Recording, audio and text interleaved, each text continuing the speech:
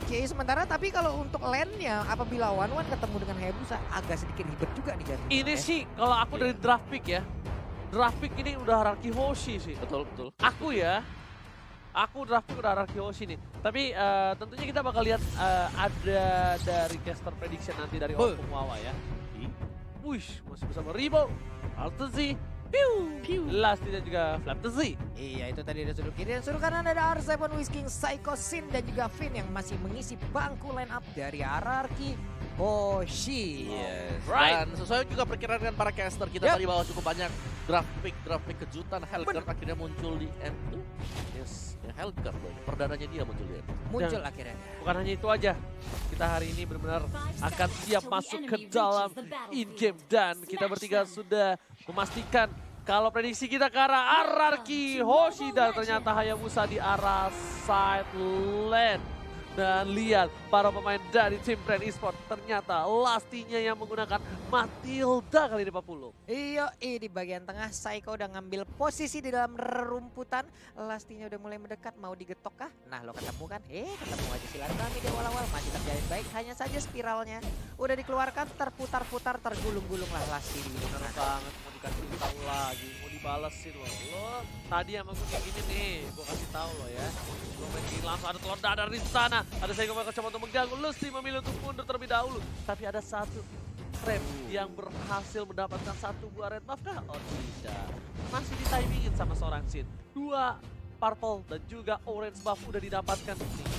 Oke, karena dulu juga track record dari Sin sendiri juga cukup baik memang Hellcat-nya. Hanya saja sekarang Psycho masih level 1, ada lele terbang, untungnya bisa dilewatin ya. Yes, dia menggunakan flicker untuk mundur dibandingkan dia harus mengorbankan jiwanya karena kalau dia terpick off, visionnya bakal bebas banget ya Opung Wawa. Iya, dan ini ada yang aku notice ya dari arah minimapnya adalah bahwa bagaimana pertukaran terjadi. Kalau kita lihat tadi Hayabusa ngelawan Yuzong di top lane, Hayabusa yang turun ke bawah mau tuker lane, Yuzongnya ngikutin. Iya.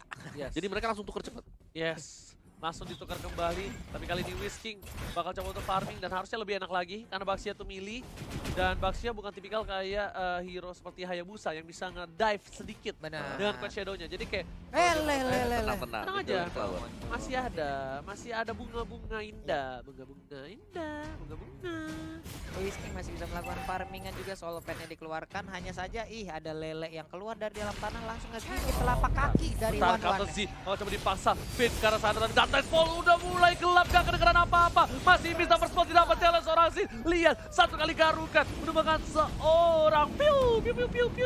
Oke, Flapsy berubah aja menjadi ban dalam berputar ke bagian bawah, ditabrak kah Yuzongnya, untung masih bisa Tuker lagi. Betul. Lihat, Rico langsung dari seorang Wang ke arah bawah. Tapi R7 bakal fokus ke arah seorang Lusty. Apakah bakal ada follow up damage? Tapi ternyata ada Psycho di depan sana. Mencoba diusir mundur ke arah belakang, terlalu panas ternyata Oli dari seorang Flapsy. Dan memilih untuk ke arah top lane harusnya dari R7 karena Hayabusanya udah mulai free dari seorang Rimu.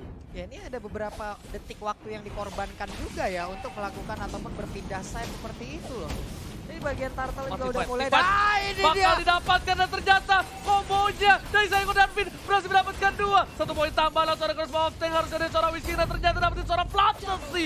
Double kill, Whisking di pos bukan kaleng-kaleng. Yoi, udah ada crossbow tank tadi yang keluar mendapatkan 2 orang sekaligus walaupun mereka nggak mendapatkan ke arah turtle-nya, tapi R7 cukup tebal untuk bisa dirubuhkan oleh Ribo. Tapi Psycho memilih untuk mundur karena ada satu buah PTP yang di-miss. Berhasil dihindari, Lasti menabrak tapi sayang sekali bukan Kapulsi yang berhasil mendapatkan 1 buah poin tambahan. Yes, tapi dengan melakukan rotasi yang cukup panjang tadi, Hayabusanya ada space akhirnya untuk bisa unggul secara level. Satu level dia unggul atas R7 yang harus bertukar posisi dari bawah ke atas, dari atas ke bawah kembali lagi untuk ke top lane. Tapi kali ini setup akan dilakukan oleh Hierarchy Hoshi dan semoga mereka bisa mendapatkan incaran mereka yaitu Hayabusa.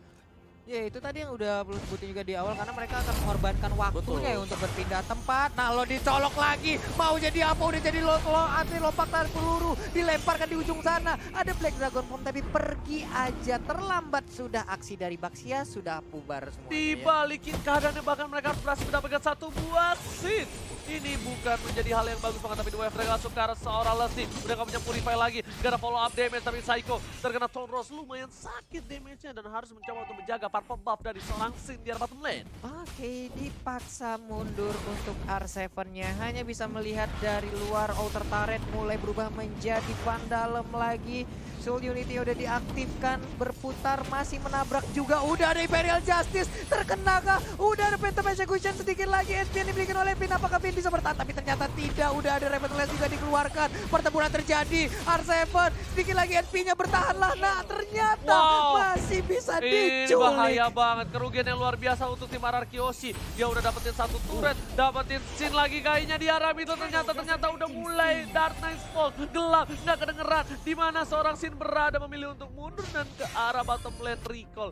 Wah, itu R7 dapetin Finn, dapet turret di atas tuh rugi banget loh Pungwawa. Iya, kayak dia langsung ditabrak juga komit dari brand e-sport yang memang mengkalkulasikan kalau mereka bisa menumbangkan dua pemain sekaligus meskipun kena Imperial Justice tapi bisa dibalikin. Ya karena item dari seorang Finnnya belum mumpuni, tapi dari Lasti memancing keributan dengan Seeker Lemon. Wah, Seeker ini Lemon, udah apakah bakal siaga. keluar? Siaga satu udah keluar tadi Pungwawa. Udah Oke. dipanggil lah pula tuh ya. Ini ya udah dipanggil nih ya kan, aji-ajannya legenda, bukan sembarang legenda, tapi ternyata R7 langsung mencoba untuk menuju ke arah top lane, bakal coba fokus, bakal coba diganggu Ribonya, tapi di arah mid lane gak berhasil mendapatkan seorang Lasti, masih ada Purify, bakal coba diantar balik, ternyata di sana PN terkena damage cukup banyak, dan Fall langsung ditunggu, tapi ternyata oh my god, apa yang terjadi? Kena arrow, Terkena arrow, sayang sekali para pemain dari tim RRQoshi. Akhirnya masih mendapatkan satu buah poin tambahan. Kalau tadi nggak kena arrow, itu mungkin dari seorang Kaltus yang tumbat.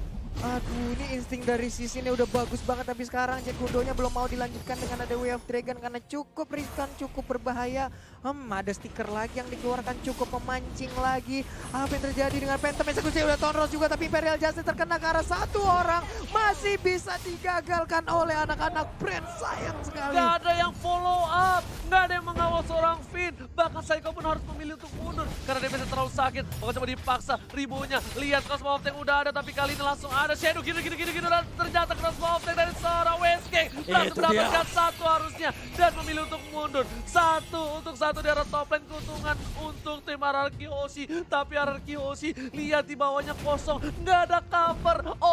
Mas Bray agak-agak.